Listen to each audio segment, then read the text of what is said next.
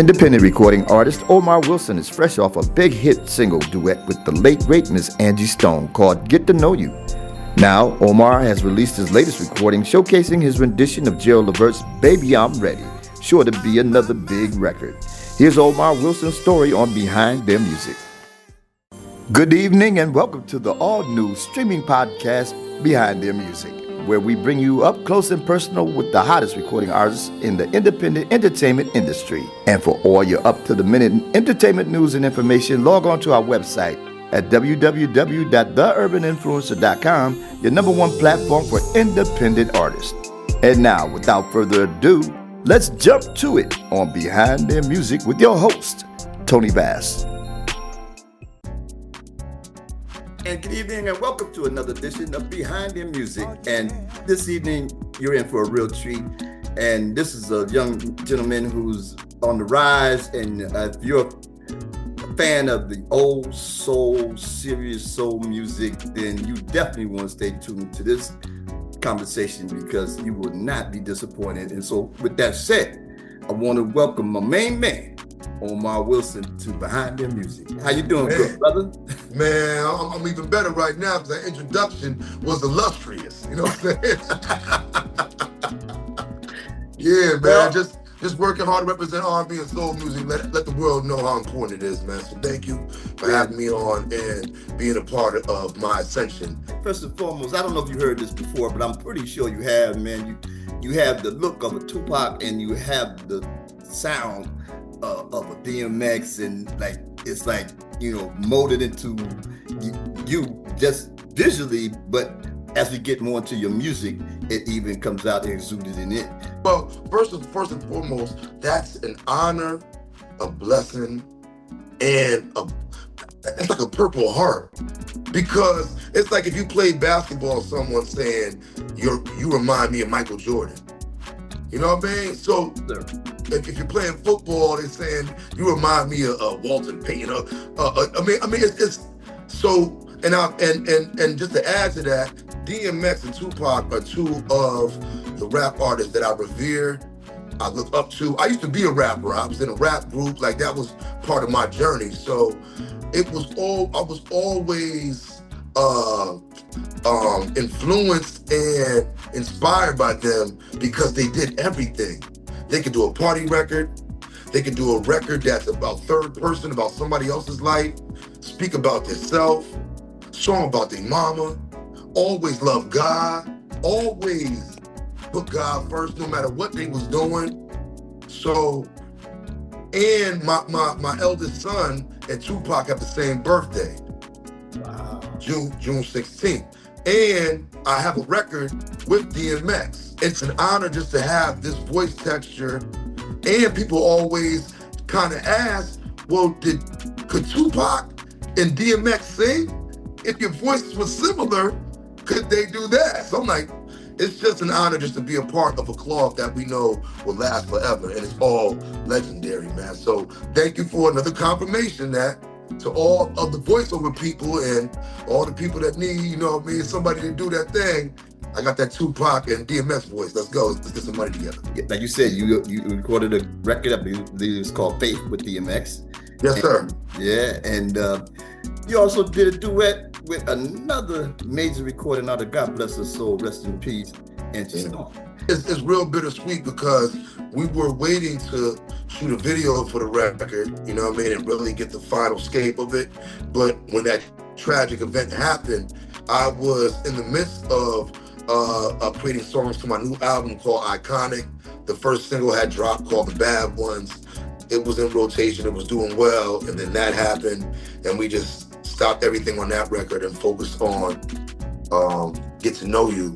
Yeah. Not only to pay homage, but it's still like, just saying it right now, the record went to number 1 2-3 weeks in a row. It's had a phenomenal run. Thank you to all the people all across this planet that made sure that it did that. But I would have loved to just share it with her. So, for me, it's like I'm honored by it, but I'm also saddened that she's not here to share it. So, shout out to Angie, R.I.P., and to everybody that loves her and will forever love her. Yeah. That record is for her. most kids, when at the age of 6 and 7, it's like, they don't really look at what they do as talent. But when you were at that age, people recognize your talent at that time as a future giant in this industry. And so going, starting from that time, obviously now, it all came to fruition. And then you're still, like we talked about earlier, you're still on that trajectory. That's what makes it amazing, that there's always another ascension. There's always another experience. There's always another level. Mm-hmm. I had an interview and they were like, well, doesn't it get boring singing the same songs over and over? I'm like, first of all, the songs that I'm singing, whether they're mine or whether they're renditions of Legends records, right? It's such an intimate relationship with every record. Yeah. That it's like seeing your homie that you ain't seen in a while, you know what I mean? And you get to revisit it. And then 2, it's a different crowd every time. So the energy's brand new. Absolutely. So even if I per se sing it the same way, it's still different because it's different. Right. So it's like you said, man, it's amazing to have a brand new perspective every time I give my gift that God gave me to the people. You know what I'm saying? Oh, absolutely. And I think that a great example of that is you were, I guess, it was an outdoor concert, and I believe that it was with Boyz II Men, and you did James Brown, It's a Man's World. Yes, sir. And the images of the crowd, especially the women, and the way you were singing and just, channeling James Brown, and they were just like going nuts. They were singing the song with you, but as soon as you said, without a woman, they was like, yeah. Yeah, what? Okay, you got your research, man. I appreciate you, my brother. That's an amazing journalist. And a great journalist does their research. And I think that as I moved along in my career and was able to do the Classics album and do renditions of some of the most legendary voices ever to touch soul music and R&B, right. Every time I did a different song, it's almost like it taught me more about what my purpose is. So, first of all, we're talking about James Brown's A Man's World. And I did the research on it. I think his son said that out of all the songs that he created, that was his favorite. And plus, just to touch the Godfather of Soul, period, is almost sacrilegious. No, but if you are not equipped with the correct weaponry to even execute that properly. But at that time, I had been in a space where I've been to every label. No one would give me a deal. No one would manage me. And I had won the Apollo. This is like after winning the Apollo multiple times. I had won every award you could think of as an independent artist in New York City. And still, so I'm like, yo, man, all right, I'm going to do something that's going to either make or break my career. Right. And then I had an opportunity to actually execute it in Memphis at Royal Studios with Al Green's original band, the High Records band, that did Love and Happiness, Let's Stay Together, everything. And so, I'm just thankful to God for that in itself, that it came around like that. And I remember when I walked in, I was like, this is what I want to do. Mm-hmm. Two of the brothers, one of the guitarists, I believe, was there when they recorded it originally. And then one of the other brothers was like, yo, man, if we do this record, we don't want that brother coming to me in my dreams saying, man, why? Come on, man. I mean, I know you gotta get paid, but why would you do this to my song? So it was such an honor to be in there with cats that have been playing instruments as long as I've been alive. Okay. And to get the confirmation of them that what we did was adequate and that James, his family, and the people that love him would say thumbs up, not the opposite. So that was the beginning, I believe, of the journey to let me know that it's my job to reinvigorate legendary records for a generation that needs to know it. They need to know what goosebumps feel like, and that feeling in your gut, and tear bubbles for no reason. You know, because of the execution, because of the connection of the song and how they portray it to the people. You're in one of the smallest cities in the state of Connecticut, but you're the closest to New York. Yes, and sir. like you said, you're a 3-time winner of the Apollo. And, you get Luther Vandross was booed off the stage of Apollo. So Lauryn Hill was booed off. Okay. So I was almost booed off too, though. Since we talking about that, so I won the first night, and it's crazy because the first night I'll never forget. Shout out to Miss Hurley and Miss Kathy. At that time, Miss Hurley was the person that ran the Apollo. Okay. Miss Kathy was the lady that prepared you to deal with the intensity and the complexion of what the Apollo is. Right.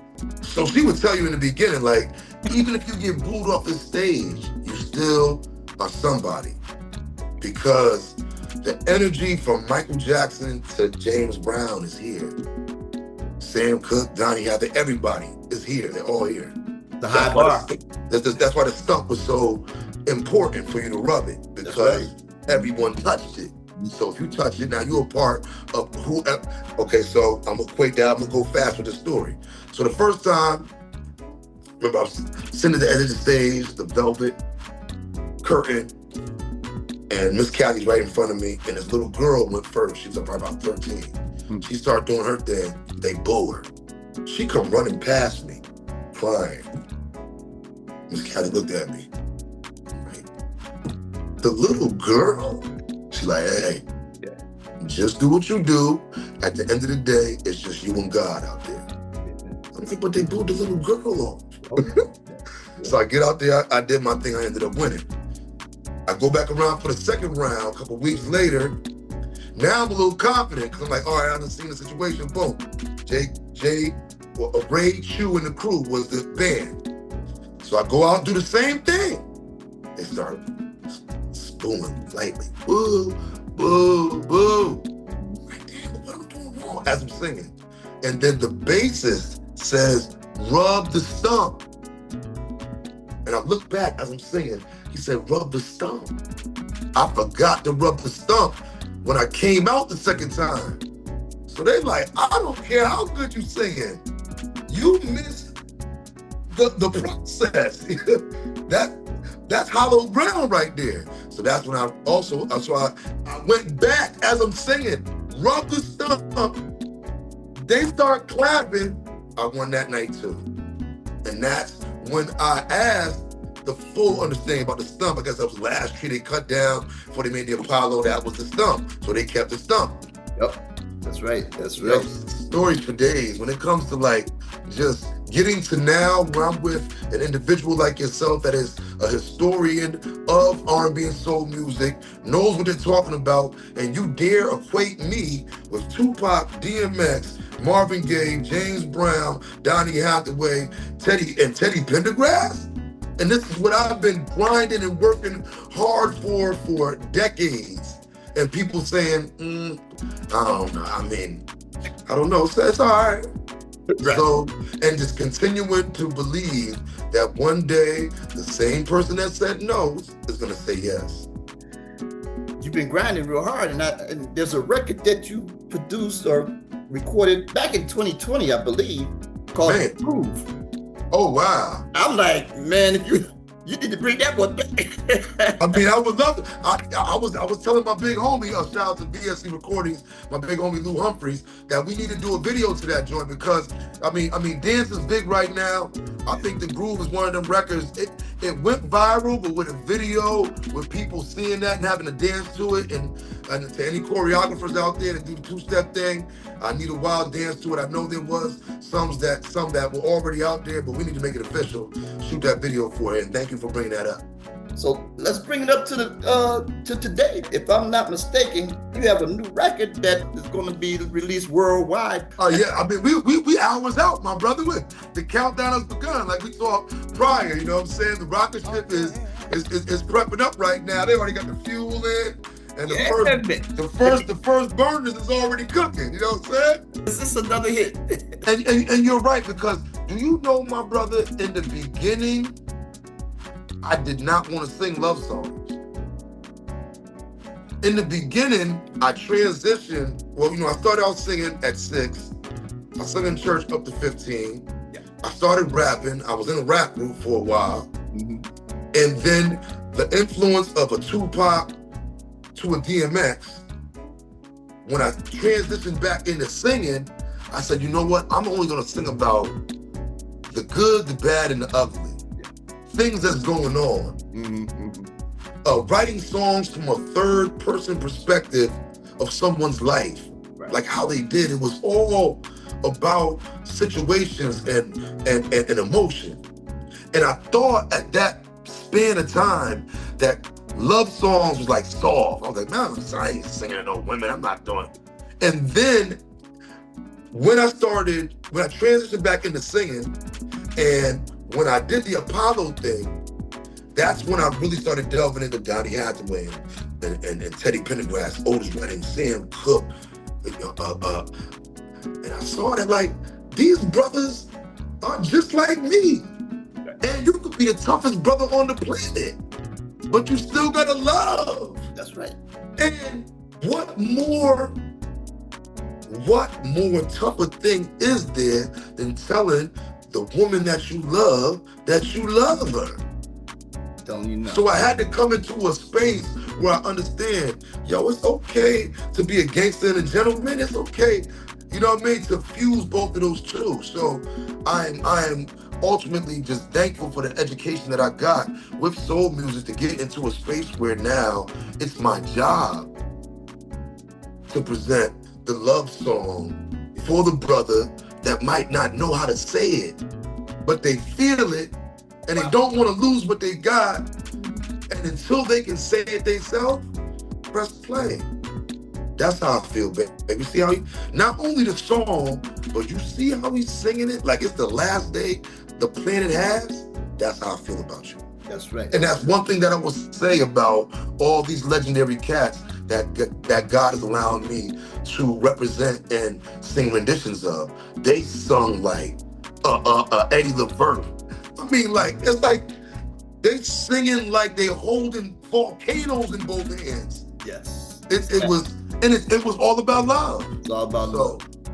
And I appreciate you for explaining it, man, because one of my favorite recording artists is Joe. And Joe, he always, his repertoire was basically a balladeer, and it was all about the love, but just the way he approached the music, I loved him. And then, of course, how could you not like Jodeci? And so it's like, I mean, come on, man. Okay, And look, it's love songs, it's gangster, yes, it's alpha male. It's all the things that Omar Wilson encompasses. You know what I mean? Right. That's why they call me the Black Sinatra, man, because it's the gangster and the gentleman. It's I call it the lion in the tuxedo. That's my analogy. You know I'm a lion. That's you know what it is, but I'm still refined enough. You know what I mean? I get suited and booted and do my thing. But you know. Yeah, no doubt, man. No we doubt. Kings of the jungle. You know what I'm saying? Yeah, I mean, because it's like I can only imagine what your life has been like, with relationships. I mean, because it's like, you got the look, you built like you could play linebacker. Hey, man. And life. That's because life been hit me. I've been being hit like I've been hit with the fridge. Like, them 240 guys coming at you, gotta roll off them. Could only imagine, man. Could only imagine. And they say, man, what's the analogy I heard samurai say? You can only fight the way you train. So if you don't train to be elite, you can't fight like you elite if you don't train that way. Nah, right. So I've always just been training for these moments, these conversations, and to show anybody out there that no matter how long it takes, no matter who gives up on you, as long as you don't give up on yourself, you good. That's right. That's right. So now, what's the name of the new record now? Okay, so yeah, let's get to that. So this, first of all, this brother, God rest his soul, Gerald Levert. Yeah. It's been 19 years since his transition. Yeah. Also, I'm blessed and honored to have the Grand Master Eddie Levert co-sign this record, put the stamp of approval on it, Yes. and say that, you know, his son will be proud that we paid homage to him correctly. So that in itself is like, it's like graduating magna cum laude, dean's list, and having the dean come down, put his arm around you and be like, okay, because you know you're gonna get whatever job you want after that. Wherever you want to go, whatever corporation, they're gonna be like, oh, you got the dean put his arm around? Okay. Yeah. How much you want? Yes, sir. Yeah. And to know that, like, in 19 years, no one has ever tried to approach this record. Exactly. So it just adds on to the trajectory and to what I've been doing since the beginning, man, which is I write my own original records. My first album was entitled Living Legend. Yep. And I remember I got a lot of flack about that. Oh, you don't call yourself. If you don't believe you great, nobody else will. That's right. When Muhammad Ali, before he fought Sonny Liston, he said he was the greatest. He told him he would go and rebel rouse and be like, until you fight me, you're not the greatest. Okay. And then what did he do? He fought him and won, and everybody accepted it. Yeah, so I've been on this trajectory since my first album, Living Legend. And then the classic album, and now my new album that's coming out called Iconic. But to be able to be blessed to be a part of a legacy like the Leverts, like the OJs, is just another badge of righteousness, and I will do everything I can to make sure I make them proud. So this is my new single.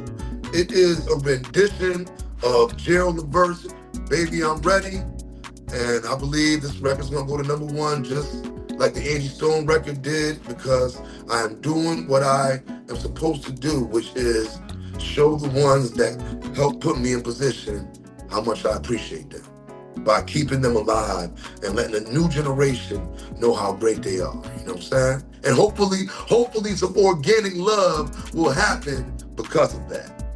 Tell the audience, man, where they can find out more about you. Man, Omar, my name's Omar Wilson, they call me Black Sinatra. Let's see, Instagram is Omar Wilson 1. Facebook and X is just Omar Wilson. And then TikTok, Omar Wilson King, all one word. I also have a website, owilson.com, or you can just Google my name, and amazing interviews like the one that we're doing right now with this brother will pop up, and I just look forward to creating a relationship with the people, man, because it's time, man. It's time. R&B is forever. Whoever told you anything otherwise, they just tripping. They going through a little thing in their mind. They'll be all right. You know, so like I tell you, man, I can't wait to chop it up with you again, man. Yes, sir. You know, whether you on the big screen one day, or you know, you got another record dropping, or you're gonna drop an EP or the album, another album. You know, you're definitely gonna keep it tight and chop it back up. Please, man. Please, man. Like I said, it takes one. They say it takes one to know one. I say it takes one to grow one. Yeah. You know what I'm saying? Oh, absolutely. Because the energy you give, you get. So thank you for believing in me, man. I believe that this record, Baby I'm Ready, is gonna go to #1 the same way the Angie Stone record did. And I'm gonna keep on representing R&B and soul music and working hard to make brothers like you proud, man. Just keep spreading the word. Tell them program directors, the program directors definitely to play the record. Tell the promoters to book me, because the ladies is tired of me not being where they're at. Promoters, don't y'all want money? And salute to you. Thank you for your service. You know, I want to say that, you know what I mean, while we on, man. Couldn't be me without you, big bro. Thank you, my good brother. It is a true pleasure to do it. Once again, ladies and gentlemen, This is Omar Wilson. This is my brand new friend. Definitely check him out, support his music, and certainly go to the website, go to the YouTube channel, check out his music, especially his live renditions. That way you will get the complete experience of the Omar Wilson project. Omar Wilson, Black Sinatra. It was an honor chopping up with this brother, and I'll be on a stage or a theater near you, whether it's on the earth or on Saturn or somewhere. Just bring your oxygen. That's it. We good. Elon, holla at me. I know y'all come with rockets. Holla at me when you get it right. That's right.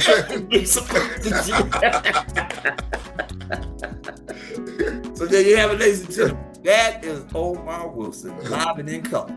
So definitely check him out. You will not be disappointed. So next time we'll have another edition of Behind Their Music. Until then, have a good night.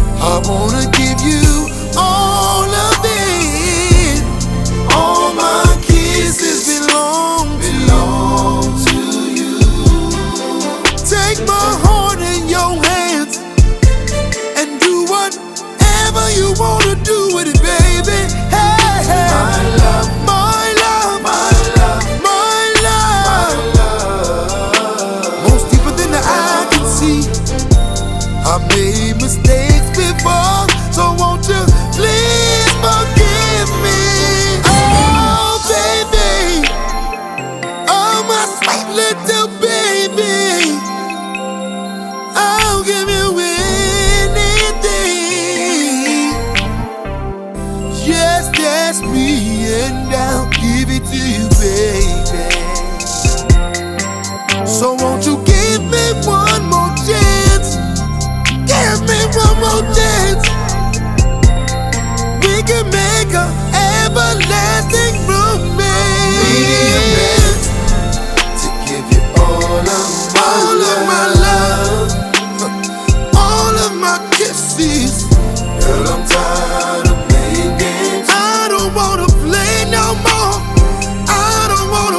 no more.